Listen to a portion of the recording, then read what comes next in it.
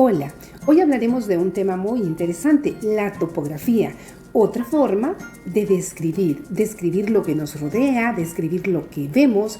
Qué interesante aprender a expresarnos con palabras de tal manera que hagamos al otro sentir como si lo estuviera viendo. Les invito a que se queden conmigo para que aprendamos a describir a través de la topografía.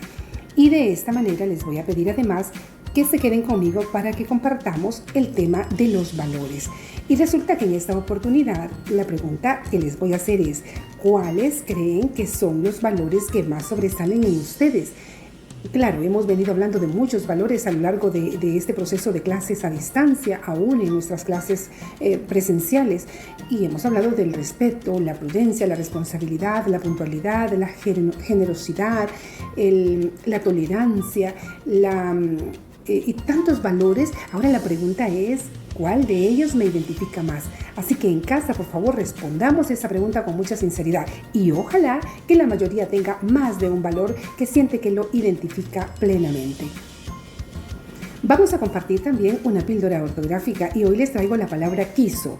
Quiso con S, no con Z. Ella quiso ir a la fiesta con su amigo. Quiso con S, no con Z. No lo olvidemos para que mejoremos así nuestra ortografía. Ahora les voy a pedir que me acompañen a realizar la lectura de este fragmento de Regreso al origen y otras cuantas cosas de Viena Arellano. Veamos a ver qué nos cuenta Viena a través de este escrito. El joven veía el pasto verde rodeando la ladera de montaña, mientras el viento fresco le golpeaba suavemente las mejillas. A lo lejos se lograban divisar las blancas casas de adobe y bahareque de aquel humilde pueblo. Su corazón palpitaba a toda velocidad con el alma en un puño, rogándole a Dios que su madre se encontrara bien, feliz y desprevenida, ya que en este lugar tan escondido entre la cordillera de Selaque y las pequeñas mesetas de alrededor, nunca se estaba al tanto de las noticias. Lo escabroso del terreno le quitaban las ganas a cualquiera de llegar o hasta ese lejano paraje a decir nada de nadie. Miren qué interesante este fragmento de Regreso al origen y otras cuantas cosas. Quiero preguntarles desde la casa, ¿saben cómo se le llama este tipo de texto donde se hace este tipo de descripción? Miren ustedes, qué interesante cuando nos dice pasto verde que rodeaba la ladera de la montaña, viento fresco que golpeaba suavemente las mejillas. Luego nos habla de blancas casas de adobe y bahareque, de un humilde pueblo. Luego nos dice que está entre la cordillera de Selaque y las pequeñas mesetas de alrededor, y nos agrega que es un terreno escabroso que le quitan las ganas a cualquiera de llegar hasta él para poder contarle algo de lo que pasa en otro lado. ¡Qué importante! Veamos. ¿Y qué es lo que nos quiere decir la escritora en este caso? ¿Cuál es el objetivo de presentarnos la información de esa manera? Y las respuestas son contundentes. La escritora quiere que nosotros nos imaginemos todo ese paisaje que ella se ha imaginado y nos da detalles de cómo son esos lugares para que cuando nosotros como lectores pasemos revisión a esta lectura, podamos trasladarnos a ese sitio del que ella nos habla. Qué importante entonces es la descripción. Muy bien. Ahora entonces estamos hablando de topografía. ¿Y qué entiendo por topografía? La descripción topográfica es una figura retórica. Recordemos que hemos venido hablando de retórica, que es el arte de hablar bien y hablar con elegancia. Y decimos que es una descripción en donde se da una figura retórica o expresiva que consiste en describir un espacio o un lugar determinado. Y en este ejemplo que nos da Viena Arellano, claro que describe un espacio, describe un lugar determinado. ¿Dónde es? Ahí en las montañas, donde hay pasto verde, donde el viento golpea las mejillas, donde se asoma un pueblo de casas blancas. Eso es lo que nos está describiendo la escritora. Muy bien, pero además la topografía es un recurso muy utilizado en todo tipo de textos, en lo que resulta importante que el lector se haga una idea del ambiente en el que ocurren las acciones.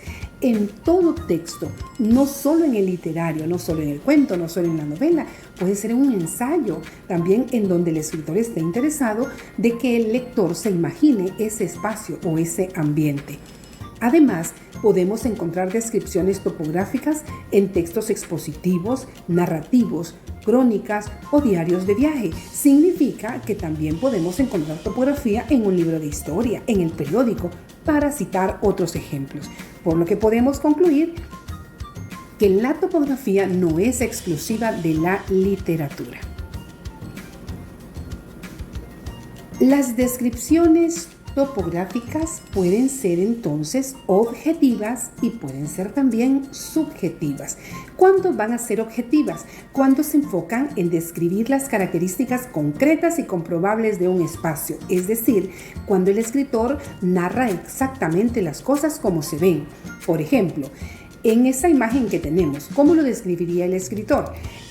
Eran varias cascadas que caían sobre un pequeño lago. Su agua cristalina hacía un ruido particular. Ese sería un ejemplo de una descripción topográfica objetiva. ¿Qué sucede cuando esta es subjetiva? Se da cuando se transmiten sensaciones particulares del emisor con respecto al lugar descrito. Veamos entonces, se transmiten sensaciones particulares de quien está escribiendo o de quien está describiendo. ¿Cómo diríamos entonces? Eran varias cascadas que caían sobre un pequeño lago. Llegan como caricias, todas a la vez, confundiendo mis sentidos. Su agua cristalina hacía un ruido agradable a mi oído, provocando nostalgia por tu ausencia y alegría por tu pronto regreso. Miren qué importante que ya en esta descripción topográfica subjetiva ya entra en juego los sentimientos del emisor o del escritor o de la persona que está haciendo la descripción. Ya no solo dice de un ruido particular, sino dice un ruido agradable a mi oído. Ya está diciendo que es un sonido agradable. Por otra parte, habla de lo que le provoca todo ese panorama, todo ese ambiente. Nostalgia por tu ausencia y alegría por tu pronto regreso. Y también nos dice que esas cascadas de agua caen y llegan como caricias, todas a la vez, y que le producen confusión en sus sentidos. Miren todo lo que nos relata ya el emisor, en donde ya entran en juego sus sentimientos y sus expresiones, que por supuesto tiene como finalidad trasladarlas al lector. Hablaremos ahora de las características de la descripción y empezaremos diciendo que el paisaje es el protagonista, es decir, por eso precisamente se llamará descripción topográfica, porque hay un esmero, hay una intención definida de describir el ambiente, el paisaje. Fíjense que en otras oportunidades hemos hablado del retrato, del autorretrato, en donde allí el objetivo es describir la persona. Pero en este caso, la descripción topográfica tiene como protagonista el paisaje. Aunque vamos a quedar claros que esta descripción podría darse en función de la emotividad de un personaje. Es decir, podemos mandar un personaje a la historia para que el personaje haga la descripción de acuerdo a cómo la siente y sigue siendo una descripción topográfica. Otra característica de la descripción topográfica es que el lugar se describe desde el punto de vista de un transeúnte, es decir, no desde una perspectiva fija. ¿Qué sucede entonces? Que alguien pasa por un lugar y observa estos árboles de hojas color rosa y es posible que le creen un sentimiento de romanticismo, de nostalgia o de paz, pero es posible que para otra persona sea un ambiente totalmente aburrido y seco, como puede ser para otra persona un ambiente de otoño ideal. Entonces, el lugar se va a describir desde el punto de vista de un transeúnte. Otra característica de la descripción topográfica es que es lenta, por lo que el usar excesivamente esta descripción puede causar desánimo, desinterés para el común de los lectores. En otras palabras, cuando una narración está muy llena de descripción topográfica, posiblemente puede aburrir al lector si es un lector común, no si estuviéramos hablando de un lector fino, profesional, dedicado, que saborea la lectura.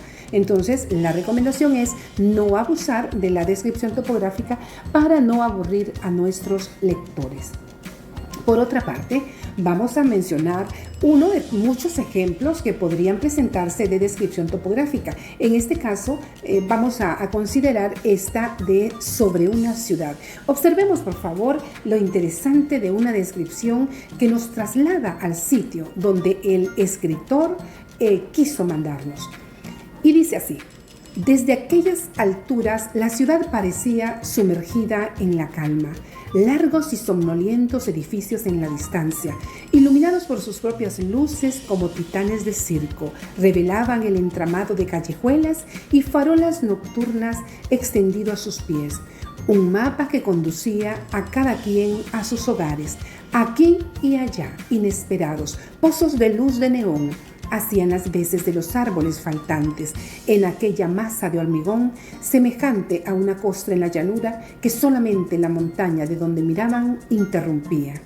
Miren qué interesante, qué bonito, cómo se saborea la lectura cuando el escritor viene y de esta manera adorna, ¿verdad?, con un lenguaje tan fluido, tan agradable a nuestro oído, y nos describe ese lugar, ese callejón, esa ciudad falta de árboles, llena de faroles, esa ciudad que parece un mapa donde cada quien sabe por qué colonia, por qué callejuela va a transitar para llegar hacia su destino. Vemos entonces una gran herramienta, la topografía, para poderla incluir al momento que nosotros nos dediquemos a redactar algún escrito. Por otra parte, es importante que aclaremos cuál es la diferencia entre una descripción topográfica y una descripción cronográfica. En este caso, recordemos que la topografía y la cronografía son dos formas de describir. Preguntamos ahora, ¿qué es entonces la topografía? Es la descripción de un espacio físico desde un punto de vista fijo, inmóvil o por un transeúnte, vamos a agregar. ¿Y qué es la cronografía? Esenciales en textos narrativos para conocer la época en la que transcurren los acontecimientos. Podemos encontrar alusiones a personajes de la época, hechos históricos, costumbres. Aquí nos queda claramente definido que la topografía describe espacios físicos, ambientes o contextos, y la cronografía nos va a situar en una época. Puede ser un día, un mes, un año, una estación, verano, invierno, una época, Navidad, verano, otoño. Entonces, hemos aclarado para que no confundamos lo que es una descripción topográfica de una cronográfica.